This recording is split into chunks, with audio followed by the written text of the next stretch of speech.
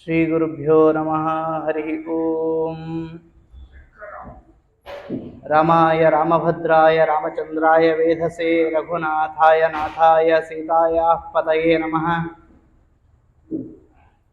ಆಚಾರ್ಯಃ ಪವನೋಸ್ಮಾಕಂ ಆಚಾರ್ಯಾಣಿ ಚ ಭಾರತೀ ದೇವೋ ನಾರಾಯಣಃ ಶ್ರೀಶಃ ದೇವಿ ಮಂಗಲದೇವತಾ. ಕರೋತು ಮಮ ಕಲ್ಯಾಣಂ ಹರಿಃ ಹಯಮುಖಾಭಿದಃ ಗುರುಶ್ಚ ಮಧ್ವನಾಮಾ ಮೇ ವರದೋಸ್ತು ನಿರಂತರಂ. ಬುದ್ಧಿರ್ಬಲಂ ಯಶೋ ಧೈರ್ಯಂ ನಿರ್ಭಯತ್ವಂ ಅರೋಗತಾ ಅಜಾಡ್ಯಂ ವಾಕ್ಪಟುತ್ವಂಚ ಹನುಮತ್ಸ್ಮರಣಾತ್ ಭವೇತ್. ದುರ್ವಾದಿಧ್ವಾಂತರವಯೇ ವೈಷ್ಣವೇಂದೀವರೇಂದವೇ ಶ್ರೀ ರಾಘವೇಂದ್ರ ಗುರವೇ ನಮಃ. ಕಾರುಣ್ಯ ಸಿಂಧವೇ ತಪಸ್ವಾಧ್ಯಾಯ ನಿರತಂ ತಪಸ್ವಿ ವಾಗ್ವಿದಾಂಬರಂ. ನಾರದಂ ಪರಿಪಪ್ರಚ್ಛ ವಾಲ್ಮೀಕಿರ್ಮುನಿಪುಂಗವಂ. ಶ್ರೀ ಗುರುಭ್ಯೋ ನಮಃ. ಹರಿ ಓಂ. ರಾಮಚಂದ್ರ ವರ್ಷದ ಮೊದಲ ಮಾಸದಲ್ಲಿಯೇ ಯಾಕೆ ಅವತಾರ ಮಾಡಿದ ಅಂತಂದ್ರೆ, ಮೊದಲಿನಿಂದಲೂ ಹೇಗಿರಬೇಕು ಅಂತ ಗೊತ್ತಾಗಬೇಕು ಅಂತ. ಮಧ್ಯದಲ್ಲಿ ಬಂದು ಹೇಳಿದರೆ ನಾವು ಇಷ್ಟು ದಿವಸ ಪ್ರಾಕ್ಟೀಸ್ ಮಾಡಿದ್ದೇ ಬೇರೆ, ಇವನು ಹೇಳ್ತಿರೋದೇ ಬೇರೆ ಅಂತ ಆಗುತ್ತೆ.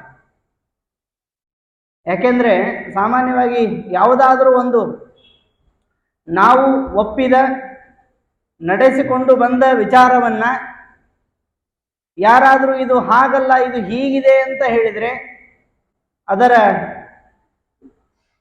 ಮೂಲ ವಿಚಾರ ನಮಗೆ ಅರ್ಥ ಆಗೋದಿಲ್ಲ. ಉದಾಹರಣೆಗೆ ಹೇಳೋದಾದರೆ, ಲಕ್ಷ್ಮಣ ಸೀತೆಯನ್ನ ರಕ್ಷಣೆ ಮಾಡುತ್ತಿರುವಾಗ ರಾಮ ಏನು ಹೇಳಿ ಹೋಗಿದ್ದ ಗೊತ್ತಾ ಲಕ್ಷ್ಮಣನಿಗೆ? ಏನೇ ಆಗಲಿ ಸೀತೆಯನ್ನ ಬಿಟ್ಟು ಬರಬೇಡ, ಸೀತೆಯ ರಕ್ಷಕನಾಗಿ ನೀನಿರು ಅಂತ. ಲಕ್ಷ್ಮಣ ರಕ್ಷಣೆ ಮಾಡ್ತಾ ರಾಮನನ್ನ ನೆನೆಯುತ್ತಾ ನಿಂತಿದ್ದ. ಅತ್ತಿಗೆ ಏನು ತಲೆ ಕೆಡಿಸ್ಕೊಳ್ಬೇಡಿ, ನಮ್ಮಣ್ಣ ಮಹಾಪರಾಕ್ರಮಿ, ಏನೂ ಆಗೋದಿಲ್ಲ ಅಂತ.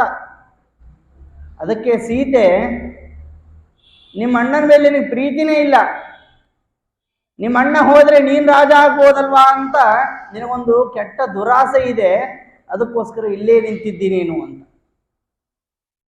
ಅದಕ್ಕೆ ಲಕ್ಷ್ಮಣ, ಇಲ್ಲ ತಾಯಿ ಹಾಗಲ್ಲ, ರಾಮಚಂದ್ರನನ್ನು ಯಾರೂ ಏನೂ ಮಾಡ್ಲಿಕ್ಕೆ ಆಗೋದಿಲ್ಲ. ಅವನು ಮಾರೀಚ ರಾಮಚಂದ್ರನ ಧ್ವನಿಯಲ್ಲಿ ಹಾ ಲಕ್ಷ್ಮಣ ಹಾ ಸೀತೆ ಅಂತ ಕೂಗಿದ.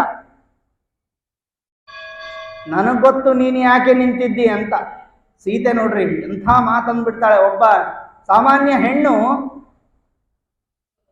ಯಾವ ರೀತಿ ಮಾತಾಡಬಹುದು ಆ ರೀತಿ ಸೀತೆ ಹೇಳ್ತಾಳೆ, ನಿನಗೆ ಬೇರೆ ಏನೋ ಉದ್ದೇಶ ಇದೆ, ಅದಕ್ಕೆ ಇಲ್ಲಿ ನಿಂತಿದ್ದಿ ನೀನು. ಆ ಮಾತಿಗೆ ಕಟ್ಟು ಬಿದ್ದು ಲಕ್ಷ್ಮಣ, ಆಯ್ತು ತಾಯಿ ಹೋಗಿ ಬರ್ತೇನೆ, ಅಣ್ಣನನ್ನ ರಕ್ಷಣೆ ಮಾಡ್ತೇನೆ ಅಂತ.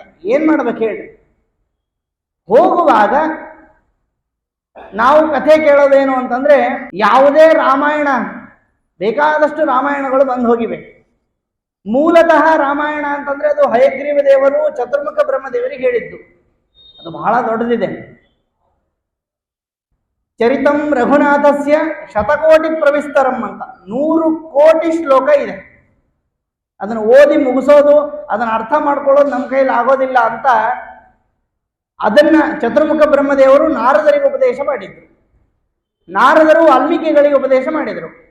ವಾಲ್ಮೀಕಿಗಳು ಲವಕುಶರಿಗೆ, ಲವಕುಶರಿಂದ ಇಲ್ಲಿವರೆಗೂ ಇವತ್ತಿನವರೆಗೂ ಆ ರಾಮಾಯಣ ನಡ್ಕೊಂಡು ಬಂದಿದೆ. ಇದು ಮೂಲ ರಾಮಾಯಣ ಅಥವಾ ರಾಮನ ಮೂಲ. ಇನ್ನು ಅನೇಕ ಮಧ್ವ ರಾಮಾಯಣ ಅಂತ ಇದೆ, ಅಧ್ಯಾತ್ಮ ರಾಮಾಯಣ ಅಂತ ಇದೆ, ಸಣ್ಣ ಸಣ್ಣ ಕಥೆಗಳ ರೂಪದಲ್ಲಿ, ನಾಟಕದ ರೂಪದಲ್ಲಿ ರಾಮಾಯಣ ಇದೆ. ಯಾವ ರಾಮಾಯಣದಲ್ಲೂ ಇಲ್ಲ ಯಾವುದು ಅಂತಂದ್ರೆ ಲಕ್ಷ್ಮಣ ರೇಖೆ. ಈಗ ಅದನ್ನು ಬೇರೆ ಯಾವುದೋ ಕೆಟ್ಟದಕ್ಕೆ ಬಳಸ್ತಾ ಇದ್ದಾರೆ. ಲಕ್ಷ್ಮಣ ರೇಖೆ ಅಂತಂದ್ರೆ ಒಂದು ಯಾವುದೋ ಜಿರಳೆಯನ್ನೋ ಪ್ರಾಣಿಯನ್ನೋ ಜಂತುವನ್ನು ಕೊಲ್ಲುವ ರೇಖೆಯಾಗಿದೆ. ರಾಮಾಯಣದಲ್ಲಿ ಏನಿದೆ ಅಂತಂದ್ರೆ, ಆಯ್ತಮ್ಮ ನಾನು ಹೋಗಿ ಬರ್ತೇನೆ, ನಿನ್ನನ್ನ ವನದೇವತೆಗಳು ರಕ್ಷಣೆ ಮಾಡಲಿ ಅಂತ. ರಕ್ಷಂತು ವನದೇವತಾ ಅಂತ ಹೇಳಿ ಲಕ್ಷ್ಮಣ ಹೊರಡುತ್ತ. ಇದು ರಾಮಾಯಣದಲ್ಲಿ ಇಲ್ಲ. ಇದನ್ನ ಇಲ್ಲ ಅಂತ ಹೇಳಿದ ತಕ್ಷಣ ಅಲ್ಲ ನಾವು ಇಷ್ಟು ದಿವಸ ಕೇಳ್ಕೊಂಡು ಬಂದಿದ್ವಿ, ನಾವು ಏನ್ ಮಾಡಿದ್ವಿ ಗೊತ್ತಾ, ಮೂಲ ಏನಿದೆ ಅಂತ ಹುಡ್ಕೋಕ್ ಹೋಗ್ಲಿಲ್ಲ. ಅವ್ರು ಹೇಳಿದ್ದು ಸೈ, ಇವ್ರು ಹೇಳಿದ್ದು ಸೈ ಅಂತ. ಹಿಂಗ್ ಮಾಡೋರಿಗೆ ಏನಂತಾರೆ ಗೊತ್ತಾ, ವಾಮನ ಪುರಾಣದಲ್ಲಿ ಹೇಳ್ತಾರೆ, ನೀನ್ ಹೇಳಿದ್ದು ಸತ್ಯ, ಅವನು ಹೇಳಿದ್ದು ಸತ್ಯ, ಭಯೋತ್ಪಾದಕನಿಗೂ ಬದುಕ್ಲಿಕ್ಕೆ ಹಾಕಿದೆ, ಒಳ್ಳೆಯವನಿಗೂ ಬದುಕ್ಲಿಕ್ಕೆ ಹಾಕಿದೆ ಅಂತ ಯಾರು ಸರಿ ಇರ್ಲಿ 10ರಲ್ಲಿ 11 ಅಂತ ಬದುಕ್ತಾರಲ್ಲ ಅವರನ್ನ ರಾಕ್ಷಸರು ಅಂತ ಕರೆದಿದ್ದಾರೆ ವ್ಯಾಸ. ಹಾಗಾಗಿ ಹಳೆಯದನ್ನ ಸರಿಯಾಗಿ ತಿಳ್ಕೊಳ್ಬೇಕು.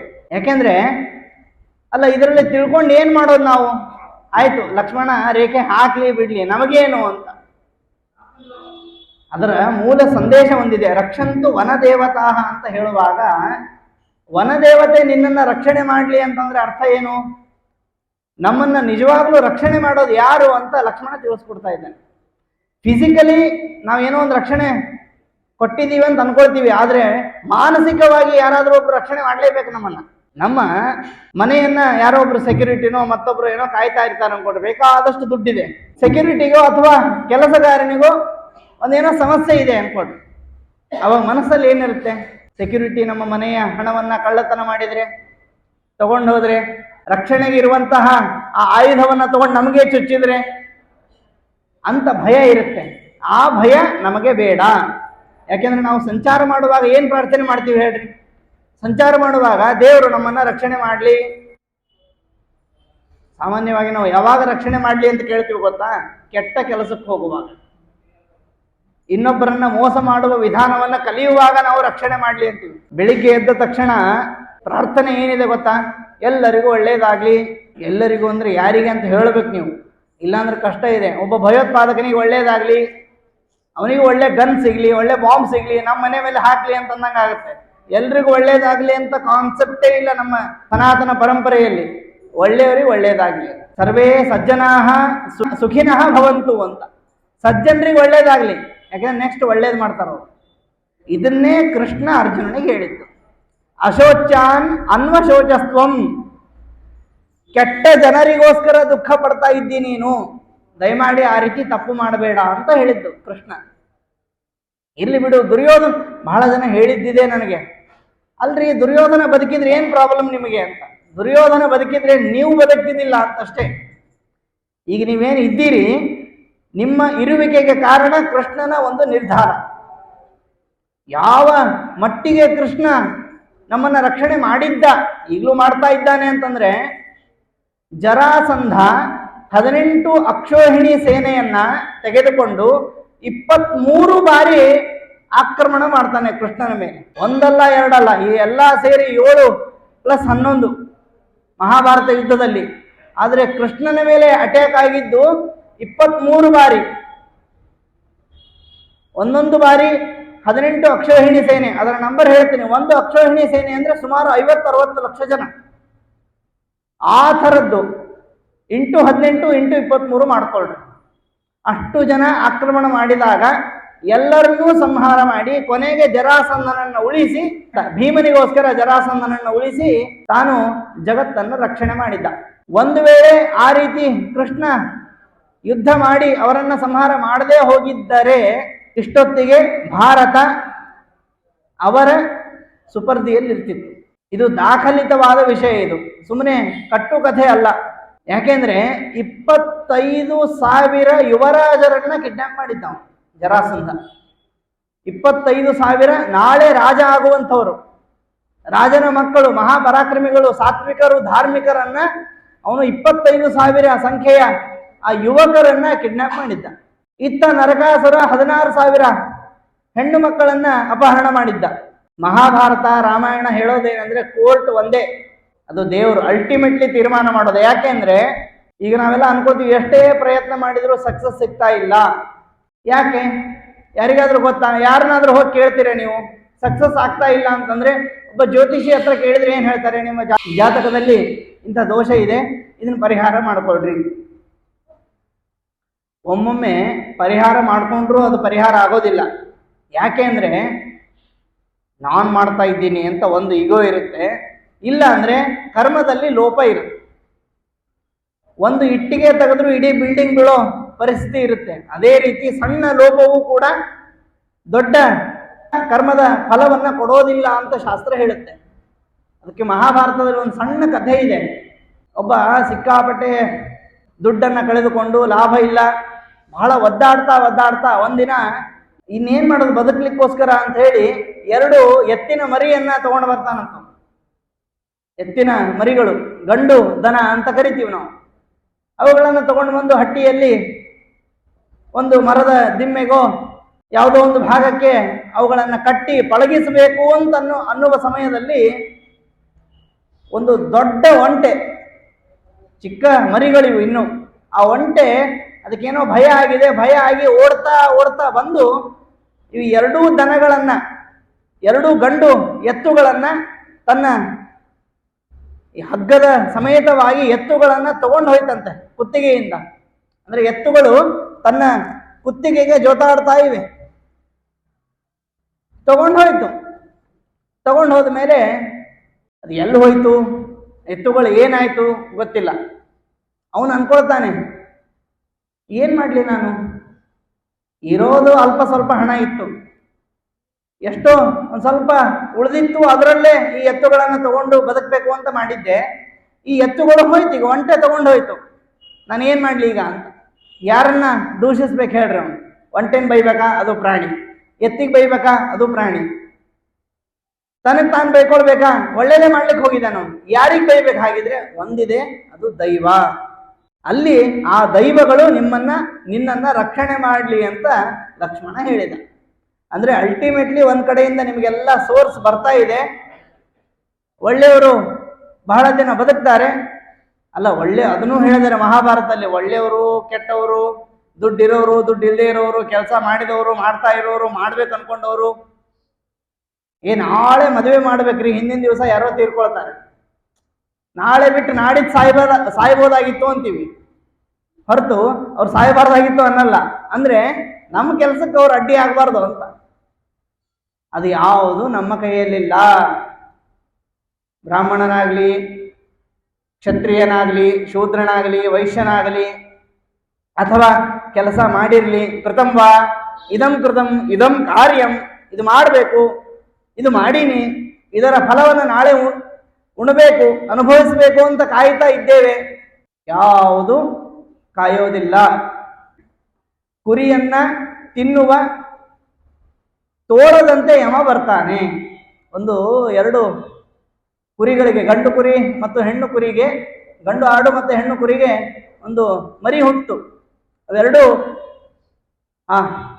ಇದಕ್ಕೆ ಒಳ್ಳೆಯ ಆಹಾರದ ವ್ಯವಸ್ಥೆ, ಇದಕ್ಕೊಂದು ನಡೆದಾಟವನ್ನ ಹೇಗೆ ಕಲಿಸೋದು ಅಂತ ವಿಚಾರ ಮಾಡ್ತಾ ಇರುವಾಗಲೇ ತೋಳ ಬಂದು ಮರಿಯನ್ನ ತಿಂದು ಹೋಯ್ತು. ದೊಡ್ಡ ಕುರಿಗಳಿಗೆ, ಅಂದ್ರೆ ತಂದೆ ತಾಯಿ ಕುರಿಗಳಿಗೆ, ಅಲ್ಲ ಮಗು ಹೋಯ್ತು ಅಂತ ದುಃಖನೋ, ಅಥವಾ ನಾಳೆ ನಮ್ಮನ್ನು ಈ ತೋಳ ತಿನ್ನುತ್ತೆ ಅಂತ ಇನ್ನೂ ಹೆಚ್ಚಿನ ದುಃಖ ಪಡಬೇಕೋ ಗೊತ್ತಾಗ್ಲಿಲ್ಲ. ಅದಕ್ಕೆ ಮಹಾಭಾರತ ಹೇಳುತ್ತೆ, ತಲೆನೇ ಕೆಡಿಸ್ಕೊಳ್ಬೇಡಿ, ನಾಳೆ ಅದೇ ತೋಳ ನಿನ್ನನ್ನು ತಿನ್ಲಿಕ್ಕೆ ಬರ್ತದೆ. ಅಂದ್ರೆ ಹುಟ್ಟು ಸಾವು ಎರಡೂ ನಿಮ್ಮ ಕೈಯಲ್ಲಿಲ್ಲ. ಎರಡನ್ನು, ಯಾಕೆಂದ್ರೆ ಸೀತೆ ಮತ್ತು, ಈ ಕಥೆಯ ಸಾರಾಂಶ ಏನು ಗೊತ್ತಾ, ಸೀತೆ ಮತ್ತು ರಾಮಚಂದ್ರನ ಮನಸ್ಸಲ್ಲಿ ಏನಿದೆ ಅಂತ ಲಕ್ಷ್ಮಣನಿಗೂ ಗೊತ್ತಾಗಿಲ್ಲಂತೆ. ಅವ್ರು ಏನೇನೋ ಜಗದ್ ವ್ಯಾಪಾರವನ್ನ ಮಾಡ್ತಾ ಇದ್ದಾರೆ, ಗಂಡ ಹೆಂಡತಿ ಲಕ್ಷ್ಮೀನಾರಾಯಣರು. ಅವ್ರು ಏನೋ ಅವ್ರ ಮನಸ್ಸಲ್ಲಿ ಏನಿದೆ ಗೊತ್ತಿಲ್ಲ, ಆದ್ರೂ ಕೆಲಸ ಅಂತೂ ಆಗ್ತಾ ಇದೆ. ಆಯ್ತು, ಸೀತೆ ಹೇಳಿದಾಳೆ ಅಂತ ಲಕ್ಷ್ಮಣ ಹೋಗ್ತಾನೆ. ಇದು ವಾಲ್ಮೀಕಿಗಳ ಸಂದೇಶ. ಇದು ಮೇಲಿನಿಂದ ನಿಮ್ಮ ರಕ್ಷಣೆ ಆದ್ರೆ ಯಾರು ಏನು ಮಾಡ್ಲಿಕ್ಕೆ ಆಗಲ್ಲ. ಯಾಕಂದ್ರೆ ಎಷ್ಟೋ ತಪ್ಪುಗಳನ್ನ ನೋಡಿ ನಾವು ಏನ್ ಹೇಳ್ತೀವಿ, ಇವನನ್ನ ದೇವರೇ ನೋಡ್ಕೊಳ್ಬೇಕು ಅಂತ. ಯಾಕೆಂದ್ರೆ ಇದು ಹಿಂಗೆ ಯಾಕಾಯ್ತು, ಇದು ಹಿಂಗೆ ಆಗ್ಬಾರ್ದಾಗಿತ್ತು ಅಂತ ಇಲ್ವೇ ಇಲ್ಲಂತೆ, ಇದು ಹಿಂಗೆ ಆಗ್ಬೇಕಾಗಿತ್ತು ಅಂತ ಮಹಾಭಾರತದಲ್ಲಿ ವ್ಯಾಸರು ಹೇಳ್ತಾರೆ. ಏವಮಪಿ ಅಶುಭಂ ಕರ್ಮ ನ ಭೂತಂ ನ ಭವಿಷ್ಯತಿ ಅಂತ. ಇದು ಹಿಂಗ ಆಗ್ಬಾರ್ದಾಗಿತ್ತಲ್ಲ. ದ್ರೌಪದಿಯ ಸೀರೆಯನ್ನ ದುಶ್ಯಾಸನ ಎಳೆದ, ದ್ರೌಪದಿಯ ಮಾನರಕ್ಷಣೆಯನ್ನ ಕೃಷ್ಣ ಪರಮಾತ್ಮ ಮಾಡಿದ. ಅಲ್ಲ, ಕೃಷ್ಣ ಪರಮಾತ್ಮನ ಒಂದು ಶಕ್ತಿ ಸಾಮರ್ಥ್ಯ ಅಥವಾ ಅವನ ಮಹಿಮೆ ಒಂದು ವೇಳೆ ದುಶ್ಯಾಸನ ಸೀರೆ ಎಳಿಲಿಲ್ಲ ಅಂದ್ರೆ ನಮಗೇನು ಗೊತ್ತಾಗ್ತಿತ್ತು? ಅಂದ್ರೆ ಇದು ಆಗಬೇಕಾಗಿದ್ದೆ. ಮಂಥರೆಯ ಮನಸ್ಸಲ್ಲಿ ಈ ರೀತಿ ಮಾತುಗಳನ್ನು ಆಡಿಸಿದ್ದು ಪರಮಾತ್ಮನೇ. ಇದೆಲ್ಲ ನಡಿಬೇಕಾದದ್ದೇ. ಇದನ್ನು ಭರದ್ವಾಜರು ಭರತನಿಗೆ ಹೇಳ್ತಾರೆ, ಮುಂದೆ ಬರುವ ಪ್ರಸಂಗ ಅದು. ಎಲ್ಲ ಸಿದ್ಧವಾಗಿದೆ. ಇವತ್ತು ಇನ್ನೊಂದು ವಿಶೇಷ ಅಂತಂದ್ರೆ ಪುನರ್ವಸು ನಕ್ಷತ್ರ. ಇವತ್ತು ರಾಮಚಂದ್ರನ ಜನ್ಮ ನಕ್ಷತ್ರ. ಇವತ್ತು ಪುನರ್ವಸು ನಕ್ಷತ್ರ 7ನೇ ದಿವಸ, ಶನಿವಾರ ಅಂದ್ರೆ ನಮ್ಮ ಶಾಸ್ತ್ರದ ಪ್ರಕಾರ 7ನೇ ದಿವಸ, ಭಾನುವಾರದಿಂದ ಆರಂಭ ನಮ್ಮಲ್ಲಿ. ಸೂರ್ಯವಂಶ ಕುಲೋದ್ಭವ, ನಾಳೆ ರಾಮನವಮಿ, ಎಲ್ಲ ಕೂಡಿ ಬಂದಿದೆ. ಅಷ್ಟೇ ಅಲ್ಲ, ಇವತ್ತು ಅಷ್ಟಮಿ ಕೂಡ. ಅಂದ್ರೆ ನೋಡ್ರಿ, ಶನಿವಾರ ಹನುಮಂತನೂ ಇದ್ದಾನೆ, ಅಷ್ಟಮಿ ಅಂದ್ರೆ ಲಕ್ಷ್ಮೀ ವಾರ, ಅದು ಲಕ್ಷ್ಮೀಯ ತಿಥಿ, ದುರ್ಗಾಷ್ಟಮಿ ಅಂತ ಕರಿತೀವಿ ನೋಡ್ರಿ. ಹಾಗಾಗಿ ಲಕ್ಷ್ಮೀ ಅಭಿಮನ್ಯವಾದ ತಿಥಿ ಅಂದರೆ ಅದು ಅಷ್ಟಮಿ ತಿಥಿ. ಸೀತಾದೇವಿಯು ಬಂದಿದ್ದಾಳೆ, ರಾಮಚಂದ್ರ ಪುನರ್ವಸು ನಕ್ಷತ್ರ, ಅದೆಲ್ಲ ಕೂಡಿ ಬರಬೇಕು. ನಾವು ಆಲೋಚನೆ ಮಾಡೋದ್ರಿಂದ ಆಗೋದಿಲ್ಲ. ವಾಸ್ತವಿಕವಾಗಿ ಈ ಪ್ರವಚನ ನಿನ್ನೆಯಿಂದನೇ ಆರಂಭ ಆಗಬೇಕಾಗಿತ್ತು. ರಾಮಚಂದ್ರ ಅಂದ, ನನ್ನ ದಿವಸವೇ ಶುರು ಮಾಡು, ನನ್ನ ಹೆಂಡತಿ ಮತ್ತು ಮಕ್ಕಳನ್ನ ಕರ್ಕೊಂಡು ಬರ್ತೀನಿ ಅಂತ. ದೇವರು ಬರೋದಾದ್ರೆ ವಿಚಿತ್ರವಾಗಿ ಬರ್ತಾನ. ಅವನು ಹೆಂಡತಿ, ಮಕ್ಕಳು, ಪರಿವಾರ ಎಲ್ಲ ತಗೊಂಡೇ ಬರೋದು. ನಾವೇನು ಕೊಡೋದೇ ಬೇಡ, ಯಾಕಂದ್ರೆ ನಾನು ಕೊಟ್ಟೆ ಅಂತ ಎಲ್ಲರೂ ಗಲಾಟೆ ಮಾಡ್ತಾರೆ. ಅಲ್ಲಿ ನೋಡ್ರಿ ದೇವರಿಗೆ ಒಂದು ಕಂಠದಲ್ಲಿ ಸಣ್ಣ ಹಾರವನ್ನು ಹಾಕಿದ್ದೀನಲ್ಲ ಬಂಗಾರದ್ದು, ಅದು ನಾನು ಕೊಟ್ಟಿದ್ದು ಅಂತ ಪಕ್ಕದವರಿಗೆ ತೋರಿಸ್ತಿರ್ತೀವಿ ನಾವು. ಅದು ಭಗವಂತನೇ ಕೊಟ್ಟದ್ದು ಬಂಗಾರ ಅಂತ ನಮಗ್ ಗೊತ್ತಿಲ್ಲ. ಯಾಕಂದ್ರೆ ಕೈಯಲ್ಲಿ ಬಂಗಾರದ ಉಂಗುರ ಹಾಕೊಂಡಾಗ ಯಾರೋ ಕೇಳಿದ್ರು ಯಾರ್ದಿದು ಅಂತ. ನಾನಂದೆ ಇದು ಬಂಗಾರದ್ದು ಅಲ್ವಾ, ಅದು ಮೆಟೀರಿಯಲ್, ಅದು ವಸ್ತುವಿನಿಂದಲೇ ನೀವು ಖುಷಿ ಪಡೋದಾದ್ರೆ ಭಗವಂತ ಚೈತನ್ಯಾತ್ಮಕವಾಗಿ ರಾಮಚಂದ್ರ ಬರುವಾಗ ಹಾಗೆ ಬಂದದ್ದು. ಹೇಗೆ?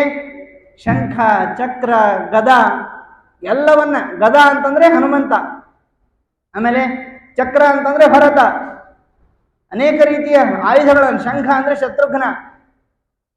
ಈ ಟ್ರಾವೆಲ್ ಮಾಡ್ಬೇಕಾದ್ರೆ ನಾವು ಬೆಡ್ಶೀಟ್ ತಗೊಂಡು ಹೋಗ್ತೀವಿ ನೋಡ್ರಿ, ಹೀಗೆ ಮಡಚ್ಕೊಂಡು ಒಂದೇ ಬ್ಯಾಗ್ ತರ ಇರುತ್ತದು.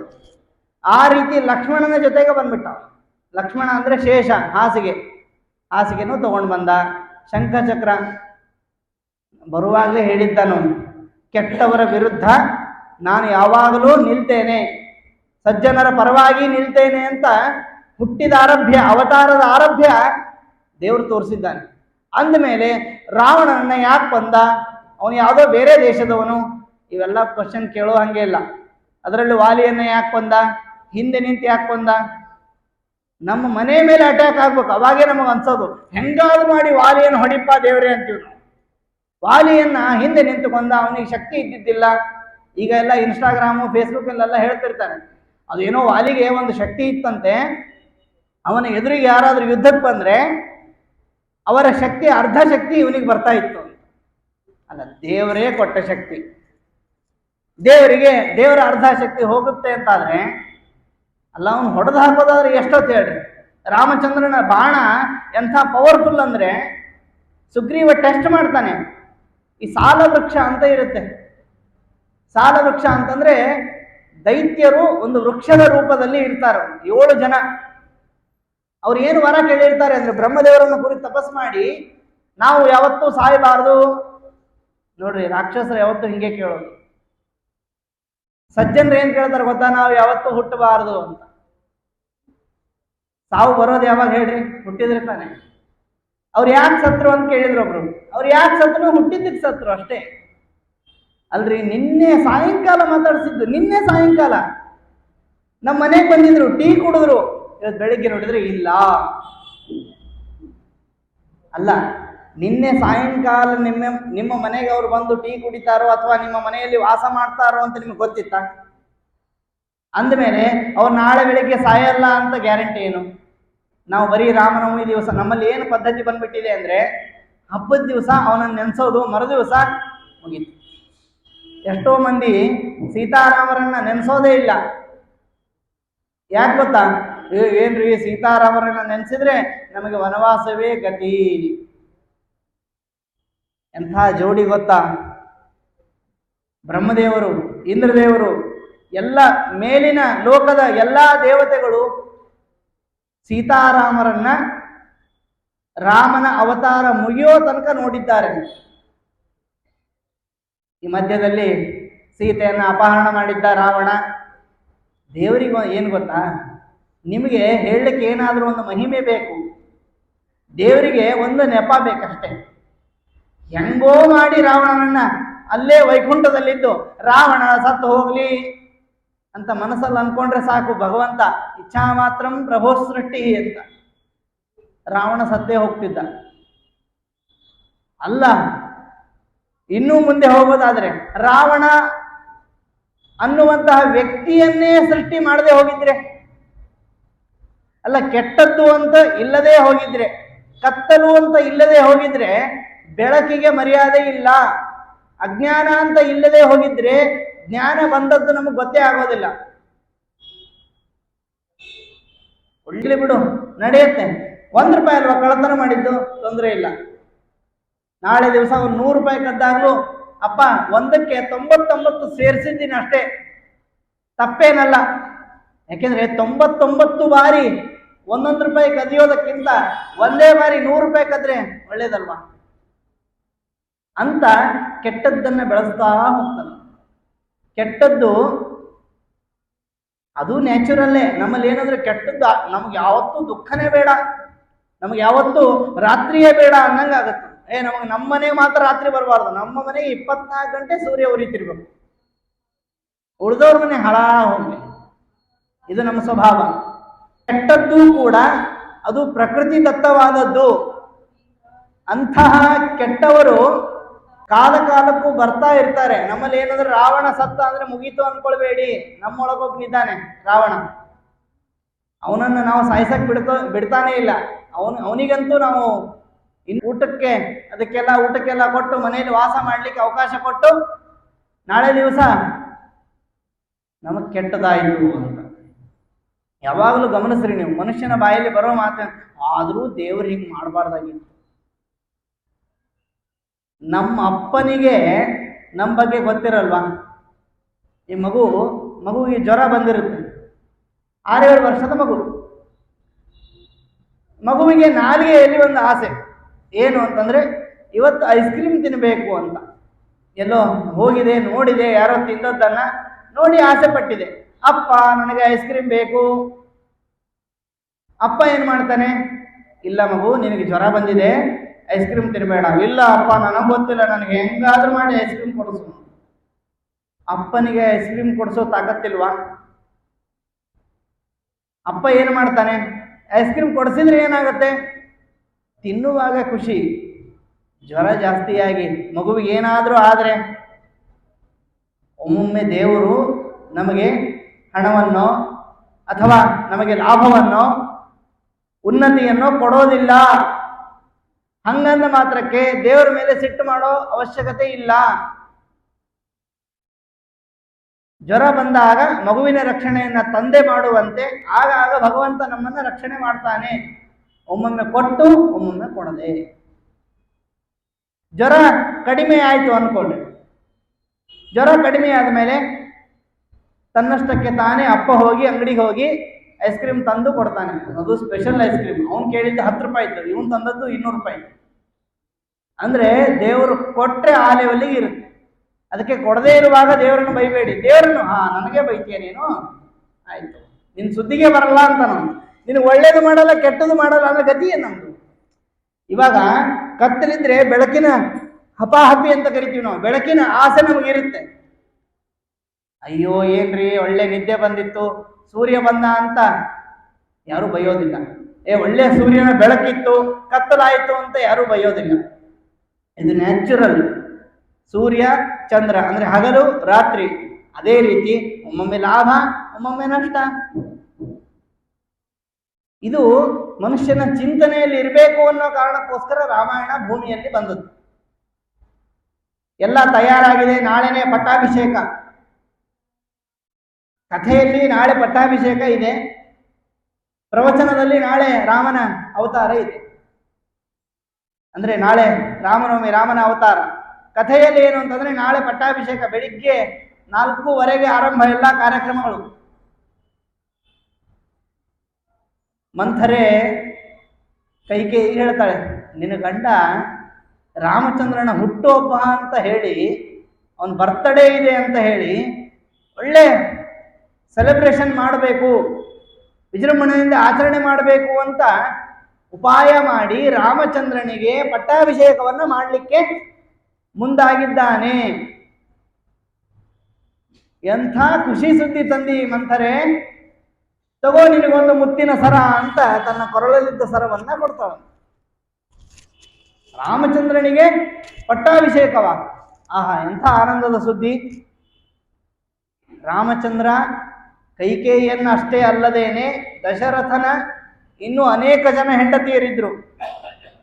ಸುಮಾರು 350 ಜನ ಹೆಂಡತಿಯರವನಿಗೆ. ಅಷ್ಟು ಜನರನ್ನ ತಾಯಿಯಂತೆ ನೋಡ್ಕೊಳ್ತಿದ್ನಂತ. ಅಂತಹ ರಾಮಚಂದ್ರ ಅವನಿಗೆ ಪಟ್ಟಾಭಿಷೇಕ ಆಗೋದಾದ್ರೆ ನನಗೇನು ಸಮಸ್ಯೆ ಇಲ್ಲ ಅಂತ ಮಂಥರೆಗೆ ಕೈಕೇಯಿ ಹೇಳ್ತಾಳೆ. ಹುಚ್ಚಿ, ದಡ್ಡಿ ನೀನು, ಬುದ್ಧಿನೇ ಇಲ್ಲ ನಿನಗೆ, ಇಲ್ಲಿಂದ ಆರಂಭ.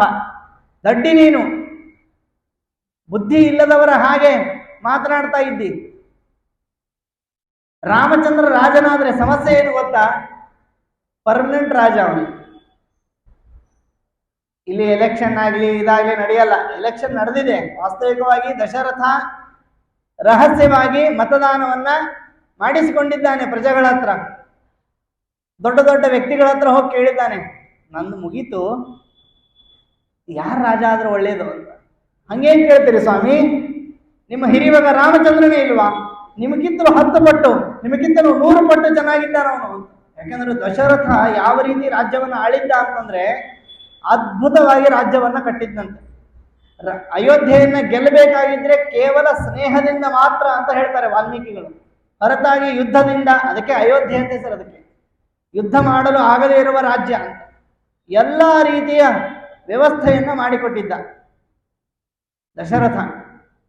ಎಲ್ಲಿವರೆಗೆ ಅಂತಂದ್ರೆ ಸ್ವರ್ಗದ ಇಂದ್ರನಂತೆ ದಶರಥ ಇದ್ದ ಅಂತ ಹೇಳ್ತಾರೆ. ದೇವಾನಾವಿವ ವಾಸವಃ, ದೇವತೆಗಳಿಗೆ ಇಂದ್ರನಂತೆ ದಶರಥ ಅಯೋಧ್ಯೆಯನ್ನ ಆಳಿದ್ದ.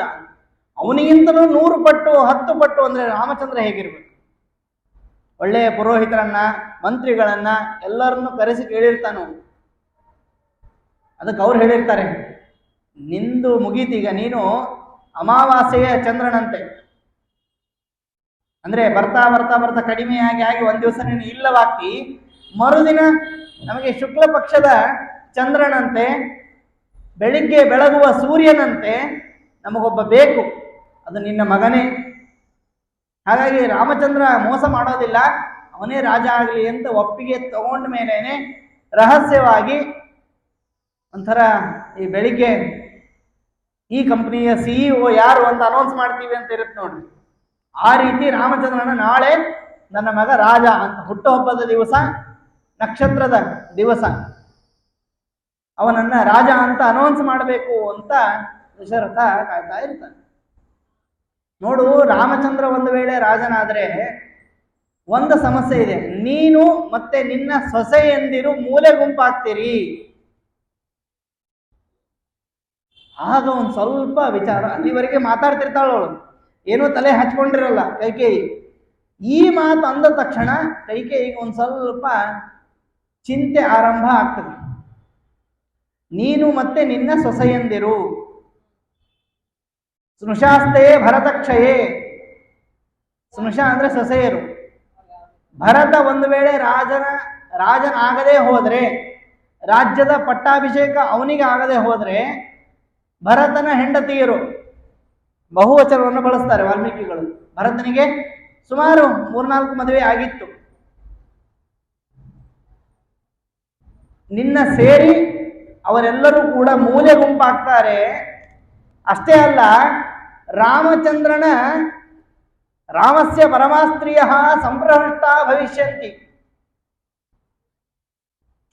ಯಾವ ರೀತಿ ಮಾತಾಡ್ತಾಳೆ ನೋಡ್ರಿ. ಮನಸ್ಸನ್ನ ಚೇಂಜ್ ಮಾಡಬೇಕಾದ್ರೆ ಯಾವ ವಿಷಯ ನೋಡ್ರಿ, 2 ವಿಷಯ ಇದೆ. ಒಂದು ರಾಮನ ಸ್ತ್ರೀಯರು, ಅಂದ್ರೆ ರಾಮನಿಗೆ ಬೇಕಾದ ತಾಯಿ, ರಾಮನ ಹೆಂಡತಿ ಸೀತೆ, ಆಮೇಲೆ ರಾಮನ ಈ 350 ಜನ ತಾಯಂದ್ರು, ಆಮೇಲೆ ಅನೇಕ ಜನ ಸ್ತ್ರೀಯರು. ಎಲ್ಲರೂ ಯಾರಿಗೆ ಓಟು ಅಂತಂದ್ರೆ ನಾನು ರಾಮಚಂದ್ರನಿಗೆ.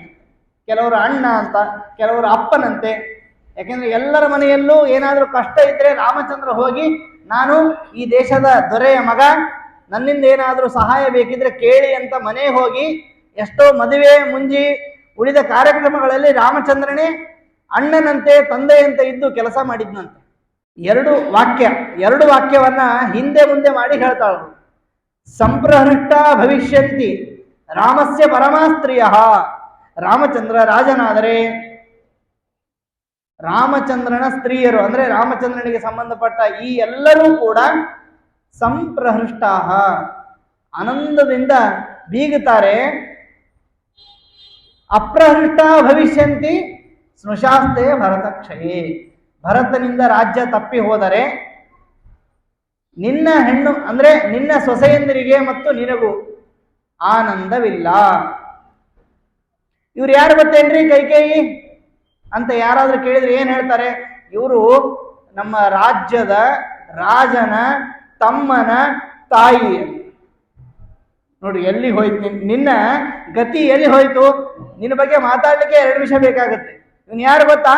ಇವಳು ಯಾರು ಅಂತಂದ್ರೆ ರಾಮನ ಅಂದ್ರೆ ಅಯೋಧ್ಯೆಯ ರಾಜನ ಅಂದ್ರೆ ರಾಮಚಂದ್ರನ ತಮ್ಮ, ಆ ತಮ್ಮನ ತಾಯಿ ಅಂತ. ಹಿಂದೆ ಹೀಗೆ ಇತ್ತು ಭಾಷೆ. ಇವ್ರು ಯಾರು ಅಂತಂದ್ರೆ ಇವರು ರಾಜ್ಯದ ರಾಜನ ತಮ್ಮನ ಹೆಂಡತಿಯರು. ಈ ಮಾತಂದ ತಕ್ಷಣ ಕೈಕೇಯಿಗೆ ಒಂದು ಸ್ವಲ್ಪ ಚಿಂತೆ ಶುರುವಾಯ್ತು. ಹೌದಲ್ವೇ? ಇವ್ರು ಯಾರು ಅಂತ ಕೌಸಲ್ಯನ್ನ ಕೇಳಿದ್ರೆ ನೇರವಾಗಿ ಇವಳು ರಾಜನ ತಾಯಿ ಅಂತ ಎಷ್ಟು ಬೇಗ ಹೇಳ್ಬಿಡ್ತಾರೆ. ಇವಳು ಯಾರು? ಇವಳು ರಾಜನ ಹೆಂಡತಿ, ಇವಳು ರಾಜನ ತಾಯಿ. ವಿಚಾರ ಮಾಡು ನೋಡ್ರಿ, ಹೆಣ್ಣು ಮಕ್ಕಳ ಮಧ್ಯದಲ್ಲಿ ಏನಾದರೂ ತಂದಿಡೋದಾದ್ರೆ ಇಂಥ ಮಾತುಗಳನ್ನು ಆಡಬೇಕು ಅಂತ. ಈ ಮಂಥರೆಗೆ ಯಾಕೆ ಇಷ್ಟೊಂದು ರಾಮಚಂದ್ರನ ಮೇಲೆ ಸಿಟ್ಟು ಅಂತಂದ್ರೆ, ಈ ಸಣ್ಣವನಿದ್ದಾಗ ಆ ಮಂಥರೆಯ ಸೀರೆಯನ್ನು ಅವನು ನಡ್ಕೊಂಡು ಹೋಗ್ತಿದ್ಲಂತೆ. ಸೀರೆಯನ್ನು ಸ್ವಲ್ಪ ಹೀಗೆ ಎಳೆದಿದ್ನಂತ ಅವನು ರಾಮಚಂದ್ರ ಮಗುವಾಗಿದ್ದಾಗ. ಮಗು ಹೀಗೆ ಹಿಡಿಯುತ್ತಲ್ಲ, ಸೀರೆಯನ್ನ ಹಿಡಿದಿದೆ, ಇವಳು ಸ್ವಲ್ಪ ಎಡವಿ ಬಿದ್ದಿದ್ದಾಳೆ. ಅವಾಗಲೇ ಒಂದು ವಕ್ರ ದೃಷ್ಟಿಯನ್ನ ರಾಮಚಂದ್ರನ ಮೇಲೆ ಬೀರಿದ್ದಾಳಂತವಳು. ಏನು ವಕ್ರದೃಷ್ಟಿ ಅಂತಂದ್ರೆ, ನೀನು ನನ್ನನ್ನು ಬೀಳಿಸಿದ್ದಿ, ನಾನು ನಿನ್ನನ್ನು ಇಳಿಸ್ತೀನಿ ಅಂತ.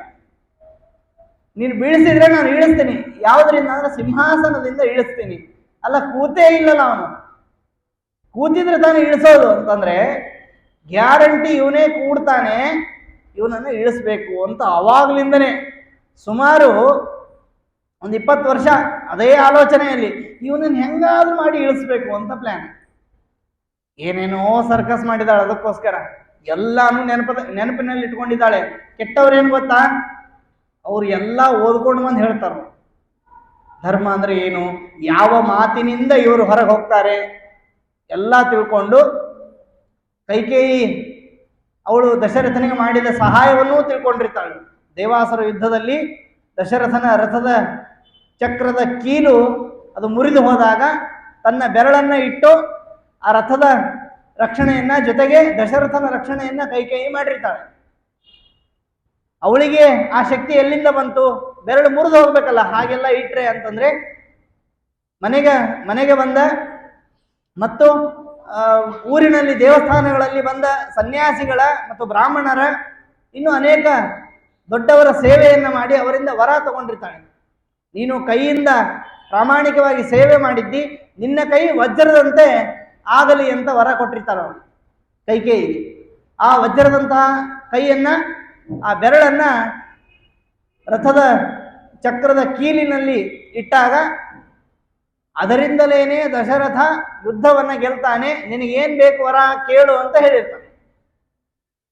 ಯಾಕೆಂದ್ರೆ ಖುಷಿಯಲ್ಲಿ ಏನ್ ಮಾಡ್ಬಿಡ್ತೀವಿ ಗೊತ್ತಾ? ಒಂದಲ್ಲ 2 ಕೇಳು ಅಂತ. ನೀನು 1 ಕೇಳಿದ್ರೆ ನಾನು 2 ಕೊಡ್ತೀನಿ ಅಂತ, ಹಾಗೆ 1 ವರ ಅಲ್ಲ 2 ವರ ಕೇಳು ಅಂತ ಹೇಳಿರ್ತಾನೆ. ಇದನ್ನೆಲ್ಲ ಮಂಥರೆ ವಿಚಾರ ಮಾಡಿರ್ತಾನೆ. ಈಗಲೇ ಹೋಗು, ಕೂಡಲೇ ನಿನ್ನ ಗಂಡನ ಬಳಿ ಹೋಗು. ಎಂಥ ನೋಡ್ರಿ ಆಲೋಚನೆ ಹೇಗಿದೆ ಮಂಥರೆದ್ದು ಅಂತಂದ್ರೆ, ನಿನ್ನ ಗಂಡನಿಗೆ ನಿನ್ನ ಮೇಲೆ ಹೆಚ್ಚಿನ ಪ್ರೀತಿ ಇದೆ. ಯಾಕೆ ಅಂದ್ರೆ 3 ಜನರಲ್ಲಿ ಅತ್ಯಂತ ಸುಂದರಿ ನೀನು.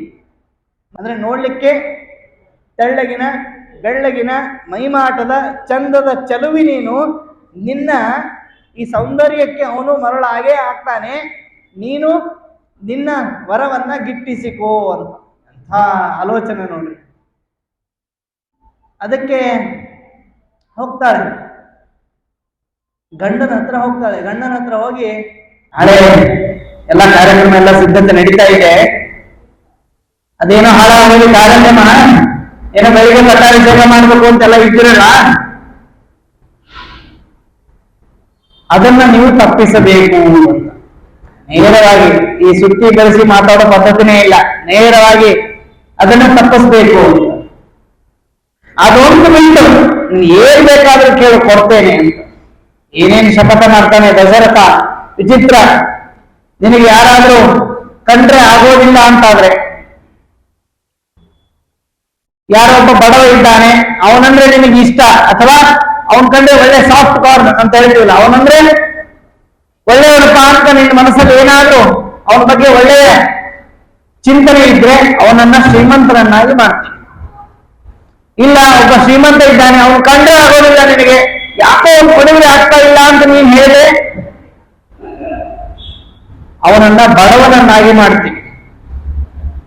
ನೀನ್ ಏನ್ ಬೇಕು. ಇಲ್ಲ, ಒಬ್ಬ ನಿರಪರಾಧಿ ಇದ್ದಾನೆ ನೋಡ್ರಿ, ಎಂಥ ದಶರಥ ರಾಮಚಂದ್ರನಿಗೆ ಪಟ್ಟಾಭಿಷೇಕ ಮಾಡುವ ಭರದಲ್ಲಿ ಏನ್ ಮಾತಾಡಬಾರ್ದು ಅದನ್ನು ಮಾತಾಡ್ಬಿಟ್ಟ. ಏನು ಅಂದ್ರೆ, ಒಬ್ಬ ನಿರಪರಾಧಿಗೆ ಶಿಕ್ಷೆ ಆಗಬೇಕಾ, ಮಾಡಿಬಿಡ್ತೀನಿ, ನಿನಗಿಷ್ಟ ಆದ್ರೆ ಸಾಕು. ದಶರಥ ಹೇಳೋದು, ಒಬ್ಬ ಅಪರಾಧಿನ ಬಿಟ್ಟು ಬಿಡ್ಬೇಕಾ, ನೂರಾರು ಕೊಲೆಗಳನ್ನ ಮಾಡಿದವರನ್ನ ಬಿಡ್ಬೇಕಾ? ಇರೋದೇ ಕಡಿಮೆ ಜನ, ಬಹಳ ಜನ ಕೆಟ್ಟವರಿದ್ದಿದ್ದಿಲ್ಲ ಅಯೋಧ್ಯೆಯಲ್ಲಿ, ಬೆರಳೆಣಿಕೆ ಎಷ್ಟು, ಅವರನ್ನು ಉಲ್ಟಾ ಪಲ್ಟಾ ಮಾಡ್ಲಾ ಅಂತ ಕೇಳ್ತಾನ. ಬಡವನನ್ನ ಶ್ರೀಮಂತರನ್ನಾಗಿ ಮಾಡ್ಲಾ, ಶ್ರೀಮಂತರನ್ನ ಬಡವನನ್ನಾಗಿ ಮಾಡ್ಲಾ, ನಿರಪರಾಧಿಯನ್ನ ಅಪರಾಧಿ ಅಂತ ಮಾಡ್ಲಾ, ಅಪರಾಧಿಯನ್ನ ನಿರಪರಾಧಿ ಅಂತ ಮಾಡ್ಲಾ? ನಾನು ಹೀಗೆ ಮಾಡ್ತೇನೆ ಅಂತ ನಿನಗೆ ನಂಬಿಕೆ ಬರೋದಾದ್ರೆ ನಾನು ಏನ್ ಮಾಡಲಿ ಹೇಳು? ಪಟ್ಟಾಭಿಷೇಕವನ್ನ ತಪ್ಪಿಸುವುದನ್ನ ಬಿಟ್ಟು ಇನ್ನೇನು ಬೇಕು? ನನ್ನ ರಾಮನ ಆಣೆಗೂ ಈ ಕೆಲಸವನ್ನ ಮಾಡ್ತೇನೆ. ರಾಮನ ಮೇಲೆ ಆಣೆ ಇಟ್ಟು ಬಿಡ್ತಾನೆ ನೋಡ್ರಿ. ರಾಮನ ಮೇಲೆ ಇಟ್ಟ ಆಣೆಯೇ ರಾಮನನ್ನ ವನಕ್ಕೆ ಕಳಿಸಿತು. ರಾಮನ ಮೇಲೆ ಆಣೆ ಇಟ್ಟಿದ್ದೀರಲ್ಲ, ನಾನು ಹೇಳಿದ್ದೆಲ್ಲ ಮಾಡ್ತೀನಿ ಅಂತ ಹೇಳಿದ್ರಲ್ಲ, ಹಾಗಾದ್ರೆ ಭರತನಿಗೆ ಪಟ್ಟಾಭಿಷೇಕ ಮಾಡಬೇಕು. ಭರತೋನೇ ಅಭಿಷಿಚ್ಚತಾಂ, ಅದು ಭರತನಿಗೆ ಅಂತ ಹೇಳಿಲ್ಲ, ನಿನ್ನ ಮಗನಿಗೆ ಅಂತ ಹೇಳಿಲ್ಲ, ಅವರು ನನ್ನ ಭರತನಿಗೆ ಅಂತ. ಅಂದ್ರೆ ಗಂಡವಿಲ್ಲದೆ ಭರತವನ್ನ ನನ್ನ ಭರತನಿಗೆ, ಭರತೋನೇ ಅಭಿಷಿಚ್ಚತಾಂ, ನನ್ನ ಭರತನಿಗೆ ರಾಜ್ಯದ ಪಟ್ಟವನ್ನ ನೀನು ಕೊಡಬೇಕು ಅಂತ ದಶರಥನ ಹೇಳಿದ ತಕ್ಷಣ ತೊಂದರೆ ಇಲ್ಲ, ಮನಸ್ಸಲ್ಲಿ ಇತ್ತ ದುಃಖವೂ ಇದೆ, ಖುಷಿಯೂ ಇದೆ. ಅಲ್ಲ, ಭರತ ರಾಜ ಆದ್ರೇನು, ರಾಮ ರಾಜ ಆದ್ರೇನು, ಅಣ್ಣ ತಮ್ಮ ಒಟ್ಟಿಗೆ. ಯಾಕೆಂದ್ರೆ ಎಂಥ ಆಲೋಚನೆ ಗೊತ್ತಾ, ಒಂದು ವೇಳೆ ಭರತ ರಾಜನಾಗ್ತಾನೆ, ಆಯ್ತು, ಸ್ಯಾಂಕ್ಷನ್, ಲೋನ್ ಸ್ಯಾಂಕ್ಷನ್ ಆದಂಗೆ ಓಕೆ ಅಂದ್ಬಿಡ್ತಾನೆ. ಅದಕ್ಕೆ ಮಂಥರ ಇನ್ನೊಂದು ಹೇಳಿ ಕಳಿಸಿದ್ದಾಳೆ, ಬರೀ ಭರತ ರಾಜನಾದ್ರೆ ಅವನ ಅಸ್ತಿತ್ವ ಇರೋದಿಲ್ಲ. ಯಾಕೆಂದ್ರೆ ಅವನು ರಾಮಚಂದ್ರನ ಕೈಗೊಂಡೆ, ಜಗತ್ತೇ ರಾಮಚಂದ್ರನ ಕೈಗೊಂಡೆ ಅಂದ ಮೇಲೆ ಅದರಲ್ಲೂ ಭರತ ಅನ್ನೆಂದರೆ ಬಹಳ ಪ್ರೀತಿಯವನಿಗೆ, ಅದು ಗೊತ್ತಾಗುತ್ತೆ ನಮ್ಮ ಮುಂದೆ. ಅದಕ್ಕೆ ಭರತ ರಾಜನಾಗ್ಲಿ, ರಾಮಚಂದ್ರ ಕಾಡಿಗೆ ಹೋಗ್ಲಿ. 2 ವರ ನೀನ್ ಬೇಕಾಗಿ ನನಗೆ ಕೊಡ್ತೀನಿ ಅಂದಿದ್ದು 2 ವರ, ನಾನು ಕೇಳಿದ್ದು 2 ವರ. ನವ ಪಂಚತ ವರ್ಷಾಣಿ ದಂಡಕಾರಣ್ಯವಾಶ್ಯತಃ. ನವ ಮತ್ತೆ ಪಂಚ 9, 5, 14 ವರ್ಷ ದಂಡಕಾರಣ್ಯಕ್ಕೆ ಹೋಗಬೇಕು. ಆಗಿನ ಕಾಲದಲ್ಲಿ ಭಾರತದಲ್ಲಿ, ದಕ್ಷಿಣ ಭಾರತದಲ್ಲಿ ಜನವಸತಿ ಬಹಳ ಅಂದ್ರೆ ಬಹಳ ಕಡಿಮೆ. ಈ ದಂಡಕಾರಣ್ಯದಲ್ಲಿ ರಾವಣ ತನ್ನ ತಂಗಿಯನ್ನ ನೇಮಕ ಮಾಡಿದ್ದ. 3 ಜನ ಸಂಬಂಧಿಕರು, ಖರ, ದೂಷಣ, ತ್ರಿಶಿರಸ್ ಅಂತ 3 ಜನ ರಾವಣನ ಸಂಬಂಧಿಕರು. ಆ 3 ಜನರೊಟ್ಟಿಗೆ 14 ಜನ ಸೇನಾಧಿಪತಿಗಳು ಆ 14 ಜನರಿಗೆ ಅಂದ್ರೆ ಒಬ್ಬೊಬ್ಬರಿಗೆ 1,000 ಸಂಖ್ಯೆಯ ಸೈನ್ಯವನ್ನ ಕೊಟ್ಟು, ಅಂದ್ರೆ 14,000, 14 ಮತ್ತೆ 3 ಇವರನ್ನ ಇಟ್ಟುಕೊಂಡು ನೀನು ಈ ದಂಡಕಾರಣ್ಯದಲ್ಲಿ ವಾಸ ಮಾಡು, ನಿನಗೆ ಯಾರು ಇಷ್ಟ ಬರ್ತಾರೋ ಅವರನ್ನ ತೋರಿಸು, ಅವರನ್ನ ಮದುವೆ ಮಾಡಿ ಕೊಡ್ತೇನೆ ಅಂತ ರಾವಣ ಹೇಳಿರ್ತಾನೆ. ಅಲ್ಲ, ರಾವಣ ಹಿಂಗೆ ಹೇಳಿರ್ತಾನೆ ಅಂದ್ರೆ, ಒಮ್ಮೆ ಯುದ್ಧದಲ್ಲಿ ಈ ಶೂರ್ಪನಖ ಅವಳ ಗಂಡನನ್ನ ರಾವಣ ನೋಡದೇನೆ ಕೊಂದು ಬಿಟ್ಟಿರ್ತಾನೆ. ಯುದ್ಧ ಮಾಡುವಾಗ ಅವನಿಗೆ ತನ್ನವರು ಯಾರು ಬೇರೆಯವರು ಯಾರು ಅಂತ ಗೊತ್ತೇ ಇಲ್ಲ, ಹೊಡೆದು ಹಾಕೋದೆ ಎಲ್ರನ್ನು. ಹೊಡೆದು ಹಾಕುವಾಗ ತಂಗಿಯ ಗಂಡನನ್ನೇ ಸಾಯಿಸಿಬಿಟ್ಟಿರ್ತಾನೆ. ವಿದ್ಯುಜ್ಜಿಕ್ವ ಅಂತ ಅವನ ಹೆಸರು. ಅಣ್ಣ, ನನ್ನ ಗಂಡನನ್ನ ಕೊಂದೆ ನೀನು ಅಂತ ರಾಕ್ಷಸರು, ದುಃಖನೂ ಇಲ್ಲ, ಅರ್ಧಂಬರ್ಧ ದುಃಖ. ಅಣ್ಣ, ನನ್ನ ಗಂಡನನ್ನ ಕೊಂದೆ ನೀನು ಅಂತ ಹೇಳಿದ ಮೇಲೆ ಏನು ಚಿಂತೆ ಮಾಡಬೇಡ, ನಿನಗೆ ಯಾರು ಇಷ್ಟ ಆಗ್ತಾರೋ ತೋರಿಸಿ ಮದುವೆ ಕೊಟ್ಟು ಬಿಡ್ತೀನಿ ಅಂತ. ಅಂದ್ರೆ ಗಂಡ ಅದು ಹೋದದ್ದು ದುಃಖನೇ ಇಲ್ಲ ಅವಳಿಗೆ. ಇನ್ನೊಂದು ಮದುವೆ ಆಗ್ಬೋದು ಅಂತ ಖುಷಿ ಆಗ್ಬಿಡ್ತು ಅವಳಿಗೆ. ಈ ರಾಕ್ಷಸರ ಹಿಂಗೆ ಯಾರಾದ್ರೂ ಅವ್ರನ್ನ ರಾಕ್ಷಸರ ಪಟ್ಟಿಗೆ ಸೇರಿಸ್ಬಿಡ್ರಿ. ಬಹಳ ಜನ ಇರ್ತಾರೆ ಹಾಗೆ, ಇದ್ರೂ ಉಪಯೋಗ ಇಲ್ಲ. ಆ ರೀತಿ ಗಂಡನನ್ನ ಅಥವಾ ಯಾವುದೇ ಒಬ್ಬ ಪುರುಷನನ್ನ ನೀನು ತೋರಿಸು, ನಾನು ಮದುವೆ ಮಾಡಿಕೊಡ್ತೀನಿ ಅಂತ. ಆ ರೀತಿಯಾಗಿ ದಕ್ಷಿಣ ಭಾರತವನ್ನ ತನ್ನ ಸುಪರ್ದಿಯಲ್ಲಿ ಹದ್ದುಬಸ್ತಿನಲ್ಲಿ ಇಟ್ಕೊಳ್ಬೇಕು ಅನ್ನೋ ಉದ್ದೇಶದಿಂದ ರಾವಣ ಈ ಕೆಲಸ ಮಾಡಿದ್ದ. ರಾಮಚಂದ್ರ ಏನ್ ಮಾಡಿದ ಗೊತ್ತಾ? ಓಹೋ, ನೀನ್ ಹಾಂಗ್ ಮಾಡ್ತೀಯಾ, ನಾನು ಹೀಗೆ ಬರ್ತೀನಿ ಅಂತ. ಅವನು ಕೊನೆಗೆ ದಂಡಕಾರಣ್ಯಕ್ಕೆ ಬಂದದ್ದು. ಇದನ್ನ ನೋಡ್ರಿ, ಮಂಥರೆ ಬಾಯಲ್ಲಿ ನಿಂತು ನುಡಿಸದ್ದು ಯಾರು ಅಂದ್ರೆ ದೇವರೇ ಅಂತ ಹೇಳಿದ್ದೆ ನಾನು. ಯಾಕೆ ಗೊತ್ತಾ? ದಂಡಕಾರಣ್ಯದಲ್ಲಿ ಅನೇಕ ಜನ ಋಷಿಗಳು ಈ 14,000 ಜನ ರಾಕ್ಷಸರಿಂದ ತುಂಬಾ ತೊಂದರೆ ಒಳಗಾಗಿದ್ರು. ಯಾವ ಲೆವೆಲ್ಗೆ ಅಂದ್ರೆ ಬೇರೆ ಕೊನೆಯ ಅಂತೀವಲ್ಲ ನಾವು, ಬೇರೆ ಹೆಂಗಾದ್ರೂ ಮಾಡಿ ಜೀವ ಉಳಿಸಿ, ಹೆಂಗಾದ್ರೂ ಮಾಡಿ ಕಾಪಾಡು ಅಂತ ಅಂತೀವಲ್ಲ, ಆ ಹೆಂಗಾದ್ರೂ ಮಾಡಿ ಅಂತನ್ನುವ ಆ ಧ್ವನಿ ದೇವರಿಗೆ ಕೇಳಿಸ್ತು. ಹೆಂಗೋ ಮಾಡಿ ಬರ್ಬೇಕಲ್ಲ ಈಗ. ಅಪ್ಪ, ನಾವು ಒಂದ್ ರೌಂಡ್ ಕಾಡಿಗೆ ಹೋಗಿ ಬರ್ತೇನೆ ಅಂತಂದ್ರೆ ಅಪ್ಪ ಮತ್ತೆ ಬೇರೆ ಏನೋ ಸರ್ಕಸ್ ಮಾಡ್ತಾನ, ಕಾಡಿಗೆ ಹೋಗೋದು ಅಂತ ತಡೀತಾನೆ. ಅದಕ್ಕೆ ರಾಮಚಂದ್ರ ಮಂಥರೆ ಮತ್ತು ಕೈಕೇಯ ಒಳಗಡೆ ನಿಂತು ಅವನೇ ನುಡಿಸ್ಕೊಂಡು ಅವನೇ ಹೋಗಿದ್ದು. ಇದಕ್ಕೆ ಸಾಕ್ಷಿ ಏನು ಅಂತಂದ್ರೆ ಕೌಸಲ್ಯ ಮುಂದೆ ಈ ಮಾತನ್ನ ಹೇಳ್ತಾನೆ. ಸುಖ ದುಃಖೇ ಭಯಕ್ರೋಧವು ಲಾಭಾಲಾಭವು ಭವಾಭವವು ಎಚ್ಚ ಕಿಂಚಿತ್ ತಥಾ ಮೂಲಂ ನನು ನೈವಸ್ಯ ಕರ್ಮ ಕೃತ. ಕೆಟ್ಟದ್ದು, ಒಳ್ಳೆಯದು, ಸುಖ ದುಃಖ, ಏರು ತೇರು ಅಂದ್ರೆ ಏರೋದು ಇಳಿಯೋದು, ಭಯ ಸಿಟ್ಟು, ಹುಟ್ಟು ಸಾವು, ಯಾವುದೇ ಜಗತ್ತಲ್ಲಿ 2 ಅಂತ ಇದೆಯಲ್ಲ, ಇದೆಲ್ಲ ಮೇಲಿನಿಂದ ಬರೋದು ಅಂತ. ನೋಡ್ರಿ, ರಾಮಚಂದ್ರನು ಇದೇ ಮಾತನ್ನು ಹೇಳಿದ, ಲಕ್ಷ್ಮಣನು ಇದೇ ಮಾತನ್ನು ಹೇಳಿದ. ಇದು ಮೇಲಿನಿಂದ ಬರೋದು. ಅಲ್ಲೂ ರಾಮಚಂದ್ರ ನಿಮಗಿದು ಪಟ್ಟಾಭಿಷೇಕ ತಪ್ಪಿ ಹೋಯ್ತಲ್ಲ ಅಂತ ಕೌಸಲ್ಯ ಚಿಂತೆ ಮಾಡಿದರೆ ರಾಮಚಂದ್ರ ಹೇಳ್ತಾನೆ, ಅಲ್ಲ ತಪ್ಪಿ ಹೋಯ್ತು ಅಂತ ಯಾಕೆ ಅನ್ಕೋತಿ, ಬರೋದೇ ಇದ್ದಿದ್ದಿಲ್ಲ ಅಂದ್ರೆ ಚಿಂತೆ ಯಾಕೆ ಅಂತ. ಈಗ ನಮ್ಮ ಹಣೆ ಬರದಲ್ಲಿ ಅದು ಇಲ್ಲ ಅಂತ ಆದ್ರೆ ಚಿಂತೆ ಯಾಕೆ ಮಾಡ್ಬೇಕು? ನಾವೇನು ಗೊತ್ತಾ, ನಮ್ಮ ನಿರೀಕ್ಷೆಯೇ ದುಃಖಕ್ಕೆ ಮೂಲ. ಆಶಾಹಿ ಪರಮಂ ದುಃಖಂ ನೈರಾಶ್ಯ ಪರಮಂ ಸುಖಂ. ನಮ್ಮ ನಿರೀಕ್ಷೆ ಏನು ಅಂತಂದ್ರೆ ನಾಳೆ ಹೀಗಾಗುತ್ತೆ, ಇವತ್ತು ಹೀಗಾಗುತ್ತೆ, ನಾನು ಅನ್ಕೊಂಡಿದ್ದೆ, ಶೇರ್ ಮಾರ್ಕೆಟ್ ಅಲ್ಲಿ ದುಡ್ಡು ಇಟ್ಟಿದ್ದೆ, ಬಿದ್ದು ಹೋಯ್ತು, ಅಲ್ಲಲ್ಲ ಈ ಟೈಮಿಗೆ ಇಡೋದಲ್ಲ, ಅದು ಬೇರೆ ಟೈಮಿಗೆ ಇರ್ಬೇಕಾಗಿತ್ತು ಅಂತ ಮತ್ತೆ ಮನಸ್ಸನ್ನು ಏನೋ ಸಮಾಧಾನ ಪಡಿಸ್ಕೋತೀವಿ. ಆದ್ರೆ ಅದು ಆಗ್ಬೇಕಾಗಿದ್ದೆ. ಈ ಕೆಳಗಡೆ ಬರೀತಾರೆ ನೋಡ್ರಿ, ಟರ್ಮ್ಸ್ ಅಂಡ್ ಕಂಡೀಷನ್ಸ್ ಅಂತ, ಅದು ಬಹಳ ಚಿಕ್ಕದಾಗಿ ಬರೆದಿರ್ತಾವ, ಅದು ಕಾಣೋದೇ ಇಲ್ಲ. ಅದ್ರ ಏನಿತ್ತು ಗೊತ್ತಾ, ನಮ್ ಜವಾಬ್ದಾರಿ ಅಲ್ಲ. ಅವ್ರು ಕೆಳಗಡೆ ಬರೆದಿರ್ತಾರ, ನಿಮ್ಮ ಹಣೆ ಬರ ನಿಂತಿಡು ಅಂತ. ಆದ್ರೆ ಅದನ್ನ ಓದೋದೇ ಇಲ್ಲ ನಾವು. ನಮಗೇನೋ ಈಗ ಲಕ್ಷ ಲಕ್ಷ ಕಾಣಿಸ್ತಾ ಇರುತ್ತೆ ನಮಗೆ, ಏನೋ ಒಂದು ಖುಷಿ. ಈ ಯಾವುದೋ ಪಾನೀಯಗಳು ಬರುತ್ತೆ ನೋಡ್ರಿ, ಆ ಅಡ್ವರ್ಟೈಸರ್ ಕೆಳಗಡೆ ಏನ್ ಬರ್ದಿರ್ತಾರೆ, ಚಿಕ್ಕ ಮಕ್ಕಳಿಗೆ ಕೊಡಬೇಡಿ, ಅದ್ಯಾವುದೋ ಇದೆ ನೋಡ್ರಿ, ಎನರ್ಜಿ ಬೂಸ್ಟ್ ಅಂತ. ಎನರ್ಜಿ ಇರೋದು ಎಲ್ಲಿ ಗೊತ್ತಾ, ನೀವು ಯಾವುದೇ ವೈದ್ಯಶಾಸ್ತ್ರ ತೆಗೆದು ನೋಡ್ರಿ, ಪುರಾಣಗಳನ್ನ ತೆಗೆದು ನೋಡ್ರಿ, ಮಹಾಭಾರತ ನೋಡ್ರಿ, ರಾಮಾಯಣ ನೋಡ್ರಿ, ನಮ್ಮ ಉತ್ಸಾಹ ಎಲ್ಲಿದೆ ಅಂದ್ರೆ ನಮ್ಮ ಮನಸ್ಸಲ್ಲಿದೆ ಅಂತ ಹೇಳ್ತಾರೆ. ಒಬ್ಬ ಆಸ್ಪತ್ರೆಯಲ್ಲಿ ಅಡ್ಮಿಟ್ ಆದವನಿಗೆ ಏನ್ ಹೇಳ್ತಾರೆ ವೈದ್ಯರು? ಧೈರ್ಯಗೆಡಬೇಡಿ. ನೀವು ಧೈರ್ಯದಿಂದ ಇದ್ರೆ ರೋಗ ಬೇಗ ವಾಸಿಯಾಗುತ್ತೆ. ರೋಗ ಅಯ್ಯೋ ನನಗೆ ಹಿಂಗಾಯ್ತು, ನನಗೆ ಹಿಂಗ ಆಗ್ಬಾರ್ದಾಗಿತ್ತು ಅಂತ ನೀವು ಆ ರೋಗದ ಬಗ್ಗೆನೇ ಫೋಕಸ್ ಮಾಡಿದ್ರೆ ರೋಗ ಇನ್ನು ಉಲ್ಬಣ ಆಗುತ್ತೆ, ಇಲ್ಲ ಬೇರೆ ರೋಗ ಬರುತ್ತೆ. ಒಂದು ರೋಗ ಹೋಗುತ್ತೆ, ಇನ್ನೊಂದು ರೋಗ ಬರುತ್ತೆ. ಈ ತಲೆನೋವಿಗೆ ಅಂತ ಮಾತ್ರೆ ತಗೊಂಡಂತ ಒಬ್ಬನು ನಿಜವಾಗ್ಲೂ ನಡೆದಿದ್ದು, ತಲೆನೋವಿಗೆ ಅಂತ ತಗೊಂಡು ತಲೆನೋವು ಕಡಿಮೆ ಆಗ್ತದೆ, ಹೊಟ್ಟೆ ನೋವು ಬಂದ್ರೆ ಅಂತ ಅವನು ಹಾಗೆ ಚಿಂತೆ ಮಾಡ್ತಾ ಮಾಡ್ತಾ ತಲೆನೋವು ಹೋಯ್ತು, ಹೊಟ್ಟೆ ನೋವು ಬರುತ್ತೆ. ಮೊದಲು ಏನ್ ಹೇಳ್ತಾರೆ ಗೊತ್ತಾ ವೈದ್ಯರು, ನೀವೇನು ಹೊಟ್ಟೆ ಸಮಸ್ಯೆ ಇದೆ ಅಂತ ಹೇಳಿ, ಎಲ್ಲರಿಗೂ ಇರೋದೇ ಹೊಟ್ಟೆ ಸಮಸ್ಯೆ. ಒಂದು ಹೊಟ್ಟೆ ಸಮಸ್ಯೆ, ಇನ್ನೊಂದು ಹೊಟ್ಟೆ ಕಿಚ್ಚಿನ ಸಮಸ್ಯೆ. ನನ್ನ ಮಗನ ಮೊದಲು ರಾಮಚಂದ್ರ ರಾಜನಾದ್ರೆ ಭರತನಿಗೆ ನನಗೂ ಮರ್ಯಾದೆ ಇಲ್ಲ ಅಂತ ಇದು ಹೊಟ್ಟೆ ಕಿಚ್ಚು. ಎಲ್ಲ ಇರೋದೇ ಹೊಟ್ಟೆ ಪ್ರಾಬ್ಲಮ್. ಅದಕ್ಕೆ ದಾಸರು ಏನ್ ಹೇಳಿದ್ರು ಗೊತ್ತಾ, ಕನಕದಾಸರು, ಎಲ್ಲಾರು ಮಾಡುವುದು ಹೊಟ್ಟೆಗಾಗಿ. ನೋಡಿ, ಹಸಿವು ಅನ್ನೋದು ಇಲ್ಲ ಅಂತಾಗಿದ್ರೆ ಇಷ್ಟೊತ್ತಿಗೆ ಜಗತ್ತು ಇಷ್ಟು ಬೆಳೀತಿದ್ದಿಲ್ಲ.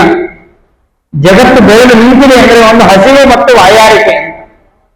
ಎರಡು ನೋಡ್ರಿ, ಅದಕ್ಕೆ ಒಂದು ಲೋಟ ನೀರು ಕೊಡ್ರಿ, ಸಿಕ್ಕಾಪಟ್ಟೆ ಬಾಯಾರಿಕೆ ಆಗಿದೆ, ಏನಾದ್ರೂ ಮಾಡ್ರಿ ಅಂತ. ಆಗ ಯಾವ ವಿಚಾರವೂ ತಲೆಯಲ್ಲಿ ಇರೋದಿಲ್ಲ. ಹಸಿವು ಮತ್ತು ಬಾಯಾರಿಕೆ ಆದಾಗ ಏನೂ ಬೇಡ ಜಗತ್ತಲ್ಲಿ. ಯಾರಿಗಾದ್ರೂ ಬಾಯಾರಿಕೆ ಆದಾಗ ನೋಡ್ರಿ ಎಷ್ಟು ಚೆನ್ನಾಗಿದೆ ಇದು ವಿಡಿಯೋ, ಇದು ನೋಡ್ರಿ ಡ್ಯಾನ್ಸ್ ಎಷ್ಟು ಚೆನ್ನಾಗಿ ಮಾಡ್ತಿದ್ದಾರೆ, ನೋಡ್ರಿ ಎಷ್ಟು ಚೆನ್ನಾಗಿ ಹಾಡ್ತಿದ್ದಾರೆ, ಬಿಡ್ರಿ ಈಗ ಮೊದಲು ನೀರು ಕೊಡ್ರಿ ಅಂತೀವಿ. ಹೋಗಿ ನೋಡ್ರಿ ಹೆಂಗಾರು ಡ್ಯಾನ್ಸ್ ಮಾಡ್ಕೊಳ್ಳಿ, ಹೆಂಗಾರು ಹಾಳಾಗಿ ಹೋಗಿ ಅವರು. ಈ ಹಸಿವು ಮತ್ತು ಬಾಯಾರಿಕೆಯನ್ನ ನೋಡ್ರಿ ನ್ಯಾಚುರಲ್ ಇದು, ಇದನ್ನ ತಡಿತೀವಿ ಅಂತ ಹೊರಟ್ರೆ ಕಷ್ಟ ಇದೆ. ಮತ್ತೆ ತಡೆದವ್ರು ಇದ್ದಾರೆ, ಇಲ್ಲ ಅಂತಲ್ಲ, ತಡಿಬೇಕಾದ್ರೆ ಬಹಳ ಪವರ್ ಬೇಕು ನಮಗೆ. ಅದಕ್ಕೆ ಋಷಿಗಳು ಯಾಕೆ ನಾವು ಗ್ರೇಟ್ ಅಂತ ಕರಿತೀವಿ ಗೊತ್ತಾ, ಅವರು ಈ ವರ್ಡನ್ನ ಗೆದ್ದುಬಿಟ್ರು. ಯಾವುದು? ಹಸಿವು ಮತ್ತು ಬಾಯಾರಿಕೆ. ತಿಂದ್ರೆ ಒಂದು ವಾರ ಹಸಿವೆ ಆಗಬಾರ್ದು, ತಿನ್ನದೇ ಹೋದ್ರೆ ಅದರ ಬಗ್ಗೆ ಚಿಂತೆ ಬರಬಾರ್ದು. ಈ ಆಲೋಚನೆ ಇಟ್ಟುಕೊಂಡು ಋಷಿಗಳು ಪ್ರಯೋಗ ಮಾಡಿ ತಪಸ್ಸು ಮಾಡಿ ಇದು ಸರಿ ಇದು ತಪ್ಪು ಅಂತ ನಮಗೆ ಹೇಳಿಕೊಟ್ಟಿದ್ದಾರೆ. ಅದರಲ್ಲಿ ಒಬ್ಬ ಋಷಿ ವಾಲ್ಮೀಕಿ ಋಷಿ. ಅವರು ಯಾವ ಜಾತಿ, ಅವರು ಇದೇನು, ಅವರ ಮೂಲ ಏನು,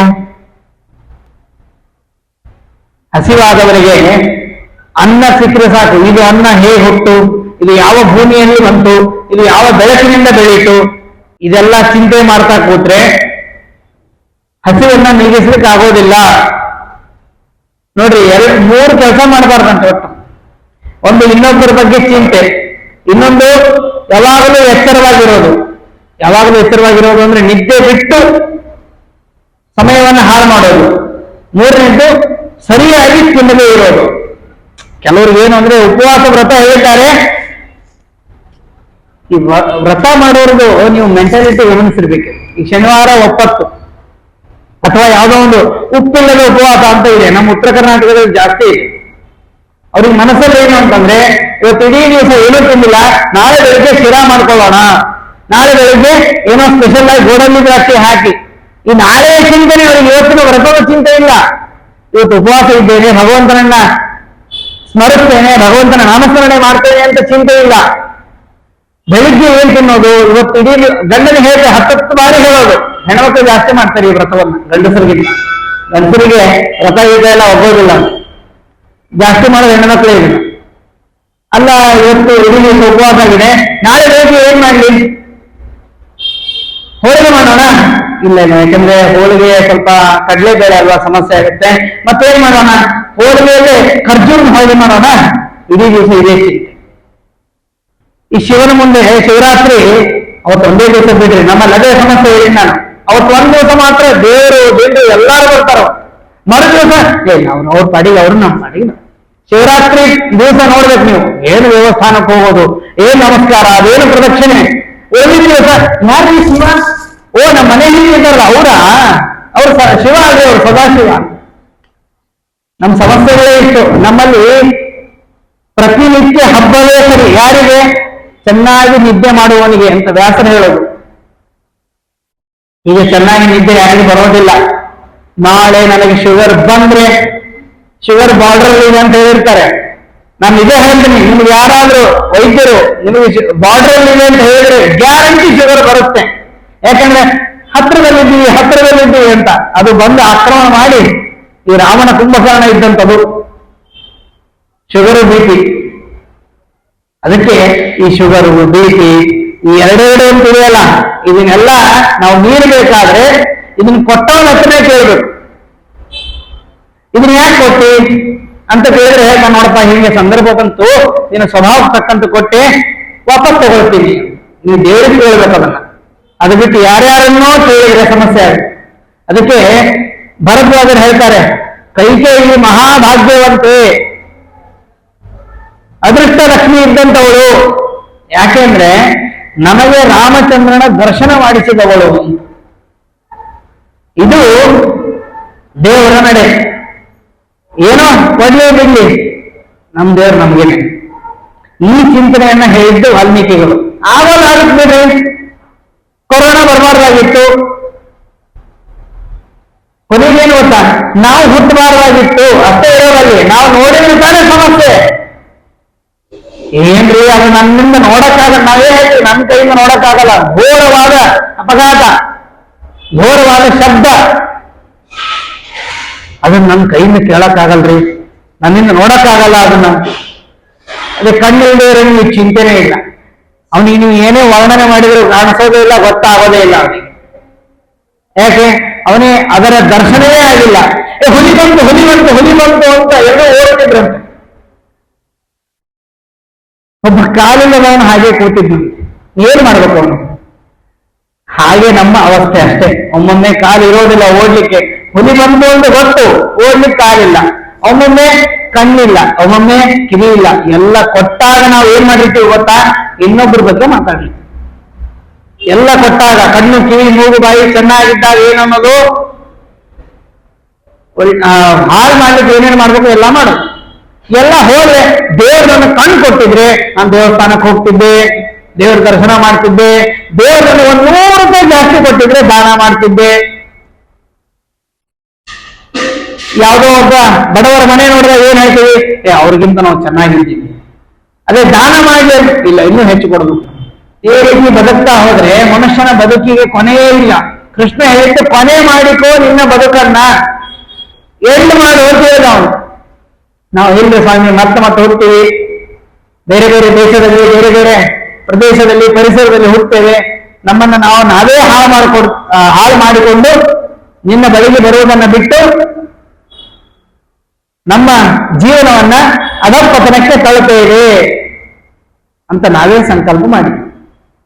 ಹಾಗಾಗಿ ದೇವರ ಎಚ್ಚರ ಇದೆಲ್ಲ ನಡಿಬೇಕಾದದ್ದು ಅಂತ ಗೊತ್ತಾಗಲಿಕ್ಕೋಸ್ಕರನೇ ರಾಮಾಯಣ ಬಂದದ್ದು. ಆ ರೀತಿಯಾಗಿ ಮತ್ತೆ ರಾಮಚಂದ್ರ ಆದ್ರೆ ಸುಮ್ಮನೆ ಅಲ್ಲ, ಅವನ ಬಗ್ಗೆ ನಾನು ಅವನ ಮಹಿಮೆಯನ್ನ ಇನ್ನು 3 ದಿನ ಪ್ರವಚನ ಇದೆ. 3 ದಿನದಲ್ಲಿ ರಾಮಚಂದ್ರನ ಮಹಿಮೆಯನ್ನ ಹೇಳಲಿಕ್ಕೆ ಪ್ರಯತ್ನ ಮಾಡ್ತೇನೆ. ಶ್ರೀಕೃಷ್ಣಾರ್ಪಣಮಸ್ತು. ಹರೇ ರಾಮ ರಾಮ ರಾಮ ಹರೇ ಹರೇ, ಹರೇ ಕೃಷ್ಣ ಕೃಷ್ಣ ಕೃಷ್ಣ ಹರೇ ಹರೇ.